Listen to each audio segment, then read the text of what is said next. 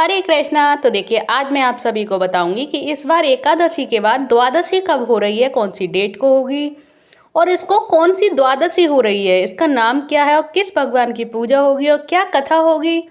So please इस video को पूरी ध्यान से वॉच करें, जिससे आप सभी को भी पता चले कि इस बार द्वादशी कौन सी हो रही है, किस डेट में हो रही है और इस द्वादशी को हम कौन से भगवान की पूजा करें, किस भगवान की कथा सुने। तो चलिए जानते हैं। तो पद्मनाभ द्वादशी हिंदू धर्म के प्रमुख त्योहारों में से एक है। जो इस बार द्वादशी हो रही है उसका नाम है पद्मनाभ। यह दिन भगवान विष्णु के पद्मनाभ स्वरूप की पूजा के लिए समर्पित है। इस पवित्र तिथि को भगवान विष्णु की कृपा प्राप्त करने और जीवन में सुख समृद्धि लाने के लिए विशेष पूजा अनुष्ठान किए जाते हैं। तो आइए जानते हैं इस वीडियो में कि हम पद्मनाभ द्वादशी 2024 की तिथि, महत्व, पूजा विधि और पौराणिक कथा और इससे जुड़ी अन्य जानकारियां का कि इस दिन क्या होता है और कैसे पूजा प्रार्थना की जाती है, कौन सी तिथि में हम करें पूजा कि भगवान हमसे प्रसन्न हो जाएं। तो चलिए जानते हैं। सबसे पहले डेट जानेंगे पद्मनाभ द्वादशी 2024 की तिथि की इस बार जो पद्मनाभ द्वादशी हो रही है वो कौन सी तिथि में और कौन से मुहूर्त में होगी। तो वर्ष 2024 में पद्मनाभ द्वादशी का पर्व 14 अक्टूबर को मनाया जाएगा।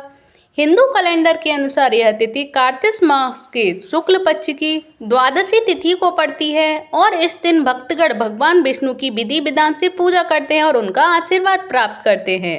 तो चलिए जान लेते हैं अब पद्मनाभ द्वादशी का महत्व क्या है और पद्मनाभ द्वादशी क्यों मनाई जाती है, इसका क्या महत्व है। तो पद्मनाभ द्वादशी का हिंदू धर्म में विशेष महत्व है और इस दिन भगवान विष्णु की पूजा करने से अनेक लाभ प्राप्त होते हैं। तो सबसे पहला लाभ क्या है, तो वो है सबसे पहला लाभ कि भगवान विष्णु की कृपा प्राप्त होती है। तो पद्मनाभ द्वादशी के दिन भगवान विष्णु की पूजा करने से उनकी कृपा प्राप्त होती है और भगवान विष्णु अपने भक्तों की रक्षा करते हैं और उन्हें जीवन में सफलता प्रदान करते हैं।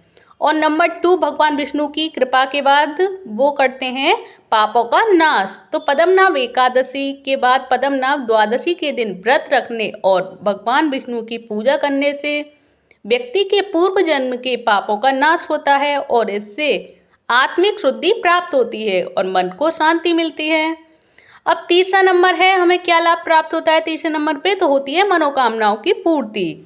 तो पद्मनाभ एकादशी के बाद द्वादशी के दिन सच्चे मन से भगवान विष्णु की आराधना करने से मनवांछित फल की प्राप्ति होती है और मोक्ष की प्राप्ति होती है। नंबर 4 नंबर पे क्या होता है पद्मनाभ द्वादशी का महत्व में 4 नंबर लाभ में, तो वो है मोक्ष की प्राप्ति। तो धार्मिक मान्यताओं के अनुसार पद्मनाभ द्वादशी पर विधि पूर्वक पूजा करने और नियमों का पालन करने से मोक्ष की प्राप्ति का मार्ग प्रशस्त होता है और इसके अतिरिक्त पद्मनाभ द्वादशी के दिन दान पुण्य का कार्य करने से भी विशेष फल प्राप्त होते हैं और गरीबों और जरूरतमंदों की सहायता करने से भगवान विष्णु प्रसन्न होते हैं और जीवन में सुख समृद्धि का आशीर्वाद देते हैं। तो ये रहा पद्मनाभ द्वादशी का महत्व कि पद्मनाभ द्वादशी का महत्व क्या होता है और क्यों हमें मनानी चाहिए पद्मनाभ द्वादशी।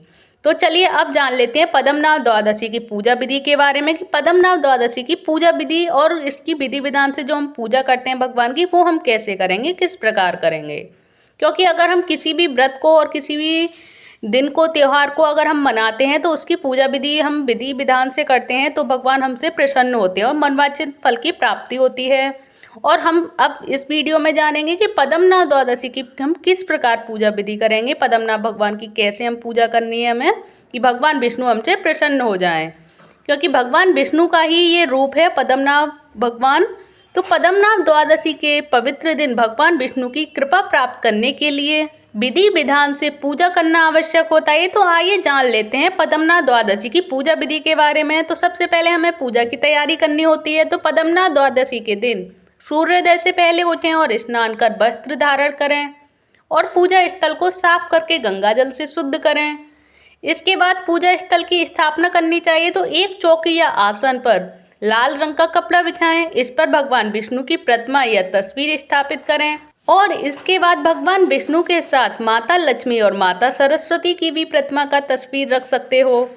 इसके बाद आवाहन और स्नान करना चाहिए। तो पंचामृत, दूध, दही, घी, शक्कर, शहद का मिश्रण से जो भगवान विष्णु का आवाहन करते हैं उसके पश्चात उन्हें गंगा जल, पंचामृत, इत्र और पुष्पों से स्नान कराएं। इसके बाद अर्चन करना चाहिए तो भगवान विष्णु को वस्त्र, चंदन का तिलक, तुलसी की माला और सुगंधित फूल अर्पित करें। उसके बाद भगवान विष्णु को उनका प्रिय भोग यानी तुलसी पत्रों के साथ अर्पित करें।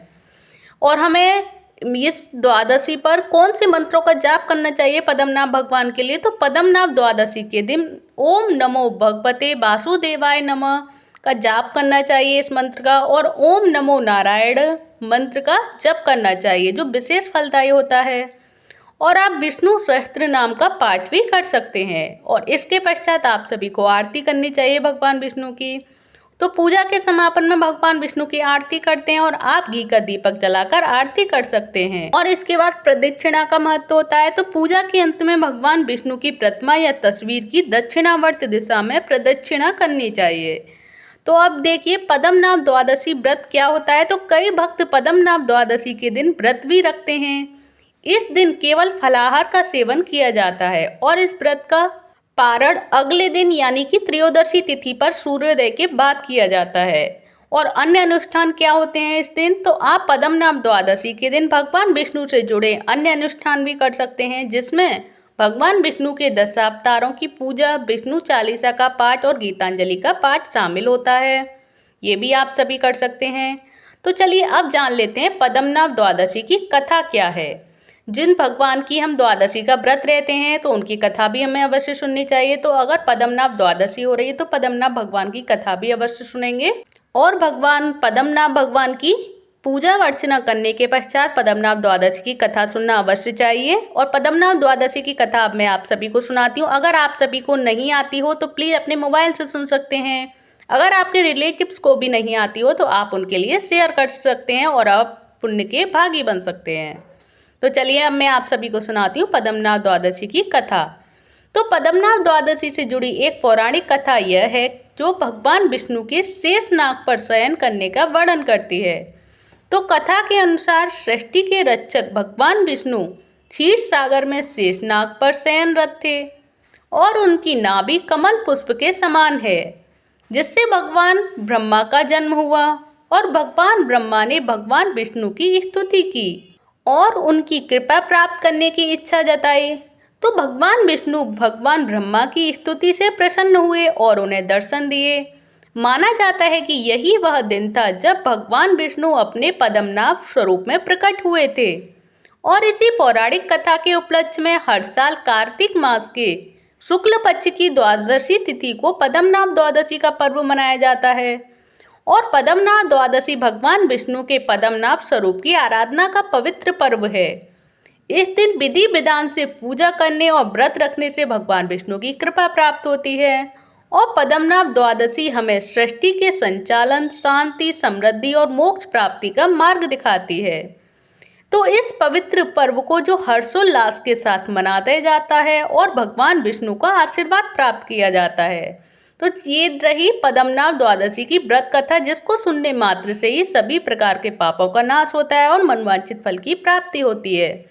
जैसा कि मैं आप सभी को हर वीडियो में बताती हूँ कि अगर हम जिस भी भगवान की पूजा विधि विधान से करते हैं तो उन भगवान की कथा भी सुननी चाहिए, क्योंकि अगर कथा नहीं सुनते हैं तो व्रत पूर्ण नहीं माना जाता। तो मैं आप सभी से भी यही कहूँगी कि ये पद्मनाभ द्वादशी हो रही है तो पद्मनाभ द्वादशी भगवान की कथा अवश्य सुने।